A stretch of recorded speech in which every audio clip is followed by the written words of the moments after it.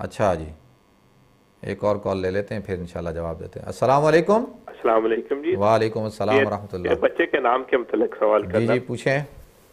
बच्चे का नाम रखा था महद, वो जो हजरत सल्लल्लाहु अलैहि वसल्लम के सफाती नाम है ना, महदिन हदायत वाला। जी जी महदिन, ठीक है। उनकी निस्बत से वो नाम रखा था महद। ठीक है।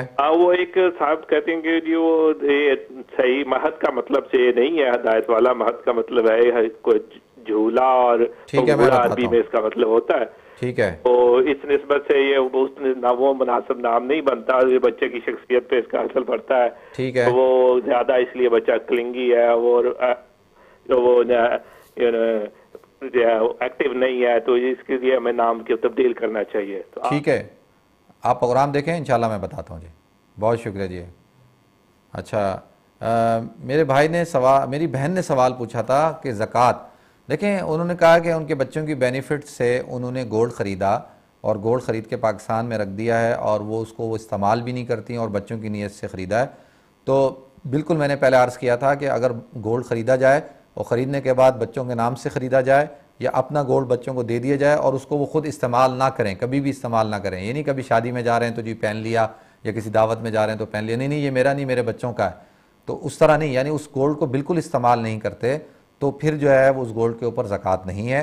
क्योंकि बच्चा नाबालिग के ऊपर ज़कात नहीं होती। नाबालिग करोड़ों रुपए का मालिक हो, किसी का इंतकाल हो जाए, उसकी विरासत उसके बच्चों को मुंतकिल हो और उसके बच्चे जो है वो नाबालिग हों, तो नाबालिग के ऊपर ज़कात नहीं है।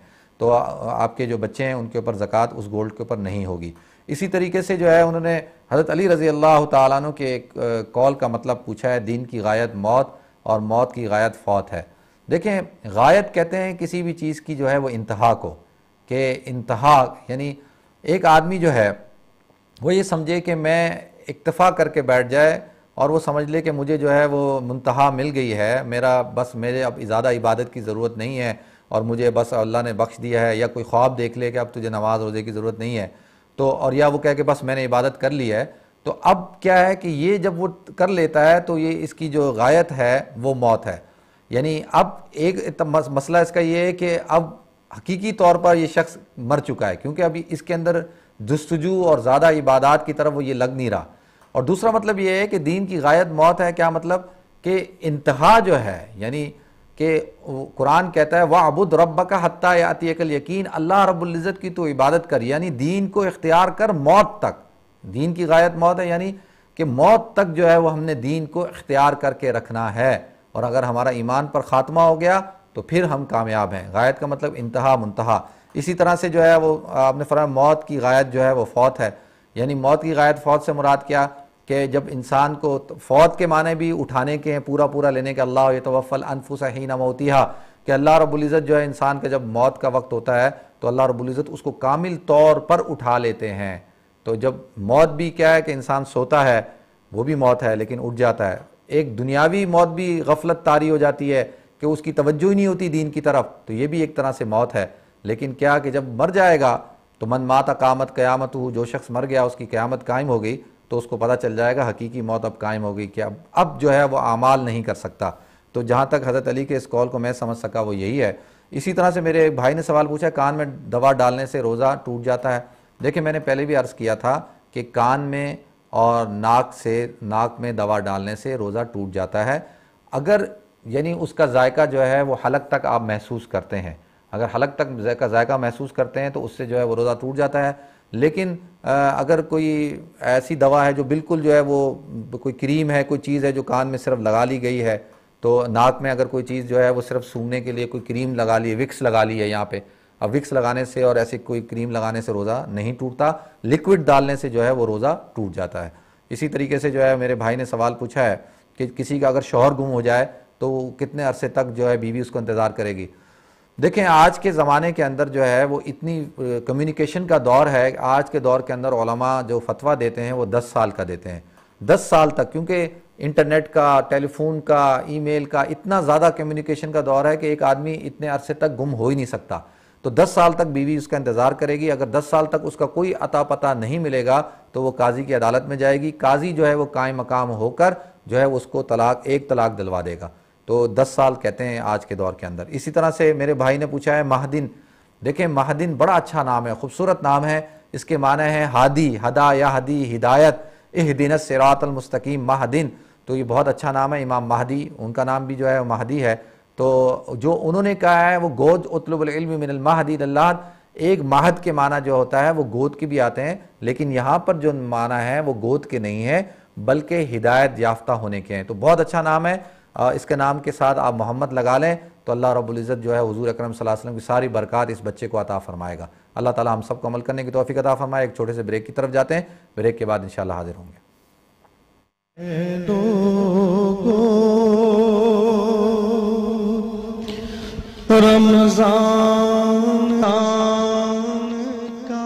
अस्सलामु अलैकुम वरहमतुल्लाहि वबरकातुहू।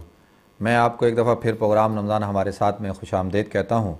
वक्फ़े से पहले मेरे भाई ने नाम का मतलब पूछा था, तो मैंने अर्ज़ कर दिया कि जो अरबी के अंदर गोद जो है उसको कहते हैं मीम आइन हा दाल, माहदिन, माहद यानी मीम आइन हा दाल, और जो महद है हादी है वो है मीम हा दाल। तो उसमें और इसमें जो है वो ज़मीन आसमान का फ़र्क है। तो लिहाजा इस बात को जहन में रखें। जिन्होंने उनको कहा है कि जी महादिन के माने गोद के होते हैं, तो मेरे ख़्याल में उनको अरबी ज़बान से शगफ़ नहीं है, तो उन्होंने सिर्फ यानी प्रोनाउंसिएशन के अंदर फ़र्क ना करते हुए उन्होंने इस तरह से कह दिया। कॉल लेते हैं जी। अस्सलाम वालेकुम। जी अस्सलाम वालेकुम अहमद जी, एक बार फिर। जी जी मेरे भाई जी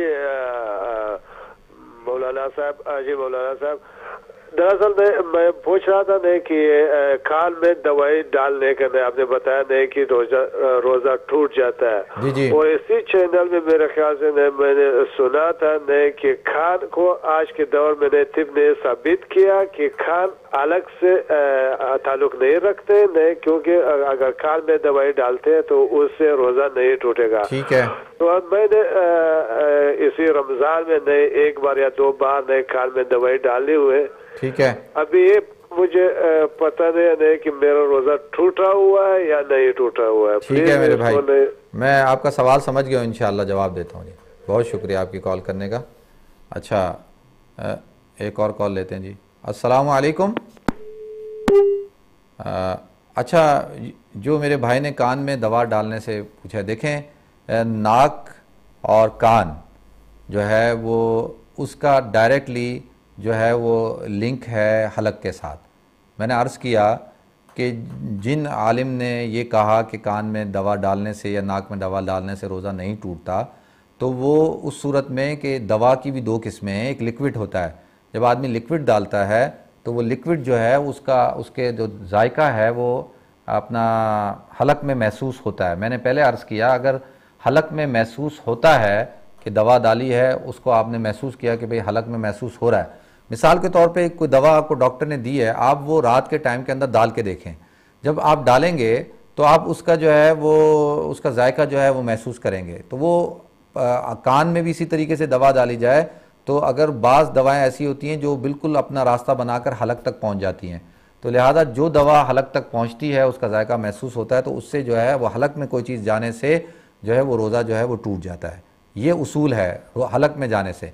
अब आया कोई दवा जाती है या नहीं जाती, ये तो इंसान खुद देखेगा कि भाई ये दवा जाती है या नहीं जाती, तो उसके मुताबिक वो फैसला कर ले। तो अगर मैंने पहले अर्ज़ किया कि अगर दवा ऐसी है कि जो लिक्विड नहीं है, जो नहीं जा गई, तो उससे रोज़ा नहीं टूटा। अगर चली गई है, महसूस हुआ है, तो उससे सिर्फ रोज़े की कज़ा रखनी होती है, कफ़ारा अदा नहीं करना होता। तो उम्मीद करता हूँ जी आपको आपके सवाल का जवाब हो गया होगा। एक और कॉल लेते हैं। अस्सलाम वालेकुम। अस्सलाम वालेकुम। वालेकुम अस्सलाम वरहमतुल्लाह। जी जी फरमाएं। मुझे आपसे ये पूछना है, दुआ मेरे लिए करें प्लीज। मेरा ऑपरेशन भी हुआ है और मेरा डायलिसिस भी है, तो मैं ठीक से नमाज है ना ईशा की पहले तो ऐसा पढ़ती थी, देखिए सही है नहीं, 4 सुन्नत 4 फर्ज 2 सुन्नत 2 नफिल 3 वितर फिर 2 नफिल, इस तरह से पढ़ती थी। ठीक है। मगर अब जो है बहुत निढाल हो जाती हूँ, तो 4 फर्ज और 2 सुन्नत 3 वितर पढ़ती हूँ।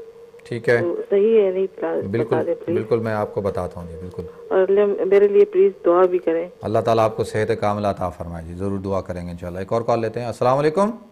अस्सलाम वालेकुम। वालेकुम अस्सलाम वरहमतुल्लाहि वबरकातुहू। जी मुफ्ती साहब आपसे एक सवाल पूछना था। जी जी पूछें मेरे भाई। हम लोगों ने मकान लिया अपना, अभी उस मकान में रह रहे हैं, जाती मकान है और इसकी हम लोग किस्तें दे रहे हैं। मकान लिया है कहाँ पे? सूद वगैरह है वो। मेरे भाई आप जोर से बोले, मकान कहाँ पे लिया आपने? हम लोग डेनमार्क में रह रहे हैं, हमारा अपना मकान है। ठीक है। और उसके हम लोग किस्तें पे कर रहे हैं। ठीक है। तो किस्तों के ऊपर आपको पता है सूद वगैरह या जो मुल्क का इनका कानून है वो देना पड़ता है। ठीक है। तो अब क्या करें, ये मकान छोड़ दें या क्या करें? ठीक है, मैं अर्ज करता हूँ आपको, क्योंकि सूद जो है वो तो मैंने अभी प्रोग्राम के शुरू के अंदर एक मसले का जवाब बताया था, आपने सुना है वो या दोबारा से? मैंने वो सुना है, लेकिन हम लोग अभी रह रहे हैं इस मकान में। ठीक है, मैं अर्ज करता हूँ, बिल्कुल दोबारा से अर्ज कर देता हूँ। बहुत शुक्रिया, आपने डेनमार्क से कॉल की है, बहुत शुक्रिया जी आपकी कॉल करने का, जज़ाकल्लाह। अच्छा, मेरी बहन ने कहा है कि जी एक तो उन्होंने दुआओं की गुजारिश की है, उनका डायलिसिस हो रहा है, बीमार हैं वो। दूसरा उन्होंने कहा कि इशा की नमाज़ जो है वो 4 रकात फ़र्ज़ पढ़ती हैं, फिर 2 रकात सुन्नत पढ़ती हैं, फिर 3 रकात वितर पढ़ती हैं। तो बिल्कुल ठीक है, 4 रकात फ़र्ज़, 2 रकात सुन्नत मौक़दा और 3 रकात वितर वाजिबा पढ़ती हैं, बिल्कुल सही है, आप बिल्कुल पढ़ सकती हैं। दूसरा आपने कहा कि जी आप नवाफिल अब नहीं पढ़ पाती, तो अल्लाह के रसूल सल्लल्लाहु अलैहि वसल्लम ने फरमाया कि कोई शख्स अगर जवानी के अंदर और सेहत के अंदर जो इबादत करता था और बीमारी की वजह से अगर वो इबादत अब नहीं कर पा रहा, नवाफिल नहीं पढ़ पा रहा, या वो जो इबादत करता था, तो अल्लाह रब्बुल इज़्ज़त उसको उन तमाम की तमाम इबादत का सवाब अता फरमाते हैं, क्योंकि अगर वो ठीक होता तो वो इबादत ये करता।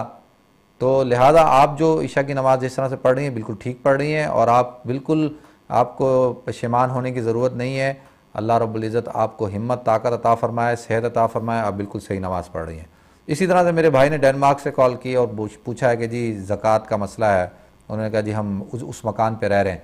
देखें मेरे भाई, जब तक अल्लाह रब्बुल इज़्ज़त आपके लिए एक बेहतर रिहाइश का इंतज़ाम ना करें, आप उस मकान को ना छोड़ें, आप उसी मकान में रहें।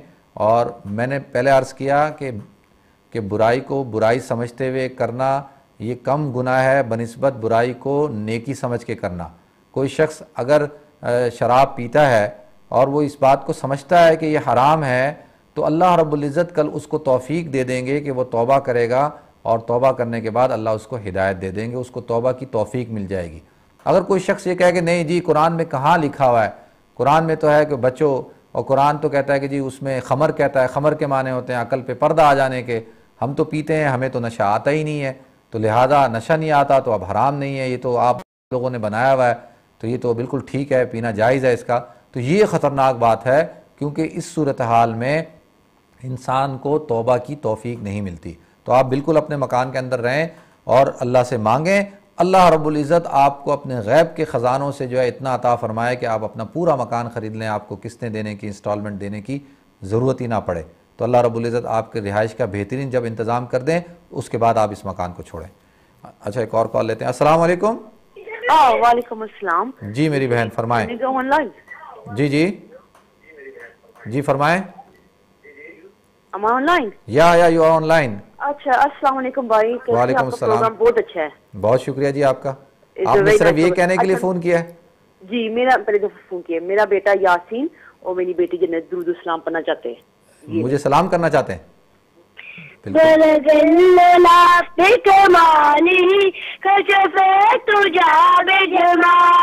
सुभान अल्लाह।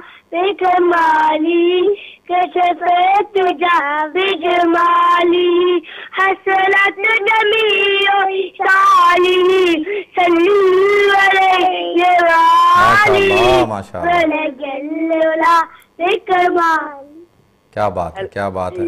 मोहम्मद यासीन स्लो से और जन्नत रशीद स्लो से। जन्नत जी माशाल्लाह, बड़े खूबसूरत नाम है जन्नत। अल्लाह रब्बुल इज़्ज़त इनको जन्नत अल फिरदौस में आला मरातिब अता फरमाए, हुजूर की कुर्बियत अता फरमाए, और बहुत खूबसूरत पढ़ा माशाल्लाह। अल्लाह रब्बुल इज़्ज़त इनको और ज़्यादा तरक्की अता फरमाए।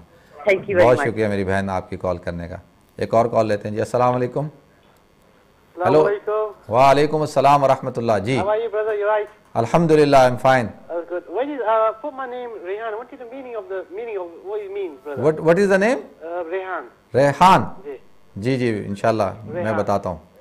जी ओके, जज़ाकल्लाह मेरे भाई।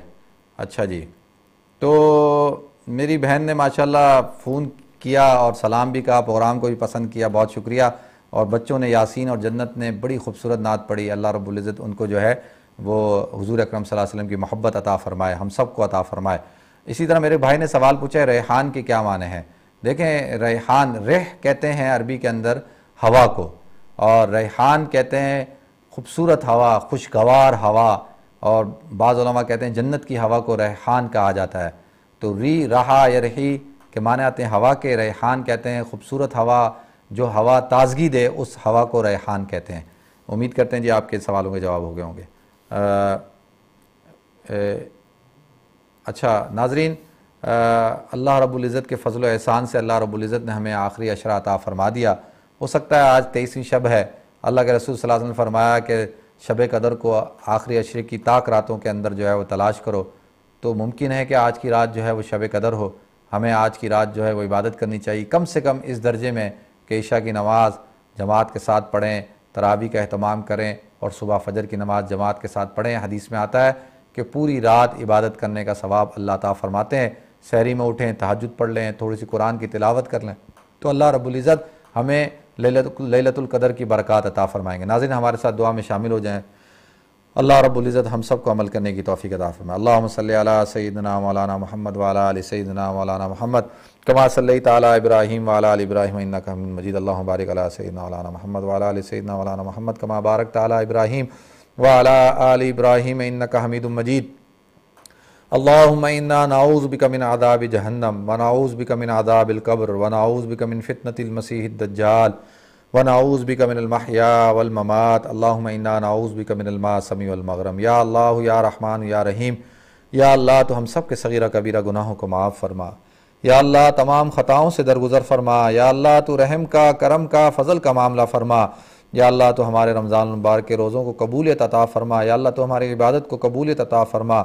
या अल्लाह हमारे नाजरीन में से जो लोग बीमार हैं, या अल्लाह जिन्होंने दुआओं की गुजारिश की है, दरख्वास्त की है, या अल्लाह तो उन सबको सेहत कामिला दाइमा आजिला मुस्तमिर अता फरमा। या अल्लाह जो परेशान हाल हैं, या अल्लाह उनकी परेशानी को ख़त्म फरमा। या अल्लाह जो लोग जिनके ऊपर या अल्लाह कर्ज़ा है, या अल्लाह तो उनको कर्ज़ों से या अल्लाह उनकी जान छुड़ा, और या अल्लाह तो उनको नेमुल बदल अता फरमा। या अल्लाह जो लोग औलाद के मुतमन्नी हैं, या अल्लाह उनको नेक साले औलाद अता फरमा। या अल्लाह जिनकी औलाद है, या अल्लाह उनकी औलाद को या अल्लाह नेक और साले फरमा। या अल्लाह माँ बाप की खिदमत करने वाला बना। या अल्लाह या अल्लाह या अल्लाह तो हमारी तमाम की तमाम परेशानियों को, मुसीबतों को, आजमाइशों को या अल्लाह तो रमज़ान मुबारक की बरकत से या अल्लाह तो ख़त्म फरमा। या अल्लाह घरों के अंदर जो झगड़े हैं, या अल्लाह जो फ़साद है, या अल्लाह ख़ानदानों के अंदर जो नाराज़गियाँ हैं, या अल्लाह दुनियावी असबाब की वजह से, या अल्लाह तो उन सबाब की तमाम नाराज़गियों को ख़त्म फरमा। या अल्लाह इस रमज़ान के अंदर हमसे कोई नाराज़ ना रहे। या अल्लाह घरों के अंदर या अल्लाह झगड़ों को ख़त्म फरमा। या अल्लाह मियाँ बीवियों के दरमियान मोहब्बत को, उल्फत को पैदा फरमा। या अल्लाह घरों के माहौल को अच्छा फरमा। या अल्लाह रमज़ान की बरक़ात अता फरमा। या अल्लाह इस वक्त हमारे साथ दुआओं के अंदर या अल्लाह बुज़ुर्ग लोग, या अल्लाह बच्चे, औरतें, या अल्लाह आपने फरमाया आपको बुज़ुर्गों से हया आती है। या अल्लाह आप बच्चों पर या अल्लाह शफ़क़त करते हैं। या अल्लाह आपको औरतों पर प्यार आता है। या अल्लाह तो इनकी बरकत से या अल्लाह तो हम सब की दुआओं को कबूलियत अता फरमा। या अल्लाह सबसे बड़े करम का वक्त या अल्लाह हमारी मौत का वक्त होगा। या अल्लाह उस वक्त के अंदर खुसूसी करम का मामला फरमा। या अल्लाह तूने सारी ज़िंदगी हम पर करम फरमाया, रहम फरमाया, एहसान फरमाया। या अल्लाह तूने हमें हर किस्म की नेमतें अता फरमाई। या अल्लाह तूने हमें ईमान दिया, इस्लाम दिया, हुजूर अकरम सल्लल्लाहु अलैहि वसल्लम की उम्मत में से नवाजा। और या अल्लाह सबसे बड़ी नेमत या अल्लाह तूने हमें ज़िंदगी अता फरमाई। या अल्लाह तूने हमें सेहत अता फरमाई, रमज़ान का महीना अता फरमाया। या अल्लाह तू हमें इन सब नेमतों का शुक्र करने की तौफ़ीक अता फरमा। या अल्लाह कुफ़रान नेमत से हम सब को बचा। और या अल्लाह हमारी नाशुक्री की वजह से कहीं ये नेमतें तू हमसे छीन ना ले। या अल्लाह हम कमज़ोर हैं, ज़ईफ़ हैं, ख़ताकार हैं, गुनाहगार हैं। या अल्लाह हम इस बात का इकरार करते हैं या अल्लाह हम तेरे मुजरिम हैं। या अल्लाह हम इस बात का इकरार करते हैं या अल्लाह हम गुनाहगार हैं, ख़ताकार हैं। या अल्लाह तू करम करने वाला है, तू या अल्लाह दाता है, तू अरहमुर राहिमीन है। या अल्लाह तू वहाब है, रज़्ज़ाक़ है, फ़त्ताह है, रहमान है, रहीम है। या अल्लाह तो हम सब की ख़ताओं और लग़्ज़िशों को माफ़ कर दे। और या अल्लाह हम सबको हुज़ूर अकरम सल्लल्लाहु अलैहि वसल्लम की ज़ियारत अता फ़रमा। कल क़यामत के दिन उनकी शफ़ाअत अता फ़रमा। या अल्लाह उनके तरीक़े पर चलने की तौफ़ीक़ अता फ़रमा। और या अल्लाह हम सबको हुज़ूर अकरम सल्लल्लाहु अलैहि वसल्लम की रोज़े की ज़ियारत अता फ़रमा, हरमैन शरीफ़ैन की ज़ियारत अता फ़रमा। या अल्लाह हज करने की तौफ़ीक़ अता फ़रमा। और या अल्लाह हरमैन शरीफ़ैन की मौत हमें अता फ़रमा। या अल्लाह जिस वक्त मौत आए उस वक्त कलमा ला इलाहा इल्लल्लाह मुहम्मदुर रसूलुल्लाह हम सबको या अल्लाह हमारी ज़बानों पर जारी हो। और या अल्लाह मौत की वक्त की तकालीफ से हमारी हिफाजत फरमा। या अल्लाह हम सबको कब्र के अजाब से बचा, जहन्नम के अजाब से बचा। या अल्लाह कब्र को जन्नत के बागों में से एक बाग बना दे, और या अल्लाह जहन्नम की घाटियों से हमारी हिफाजत फरमा। या अल्लाह हम सबको जन्नतुल फिरदौस के आला मरातिब अता फरमा। या अल्लाह हम सबको हुजूर अकरम सल्लल्लाहु अलैहि वसल्लम की कुर्ब और मईयत अता फरमा। और या अल्लाह तो हमें या अल्लाह इस्लाम के नाम के साथ ज़िंदा रख, और इस्लाम के नाम के साथ या अल्लाह हमें मौत अता फरमा। या अल्लाह तो खुसूसन पाकिस्तान की हिफाजत फरमा। या अल्लाह आलम इस्लाम की हिफाजत फरमा। या अल्लाह पाकिस्तान के मुसलमान इस वक्त परेशान हाल हैं, या अल्लाह उनके ऊपर तेरी तरफ से आजमाइश है। या अल्लाह तो इस आजमाइश को तू ख़त्म कर दे। या अल्लाह इसको नेमत से बदल दे। या अल्लाह तो हम सब में इत्तेहाद मोहब्बत इत्तेफाक पैदा फरमा। या अल्लाह हमारी दुआओं को हुजूर अकरम सल्लल्लाहु अलैहि वसल्लम के सदक़े कबूल फरमा। जो मांगा वो भी अता फरमा, जो ना मांग सके वो भी अता फरमा। सुबहान रब्बिक रब्बिल इज़्ज़ति अम्मा यसिफून व सलामुन अलल मुरसलीन वल्हम्दुलिल्लाहि रब्बिल आलमीन। नाज़रीन, अपनी दुआओं में हमें और हमारी पूरी टीम को याद रखिएगा, अपना ख्याल रखिएगा। इंशाअल्लाह कल दोबारा आपसे जो है 6:30 बजे मुलाकात होगी। अस्सलामु अलैकुम व रहमतुल्लाहि व बरकातुहू।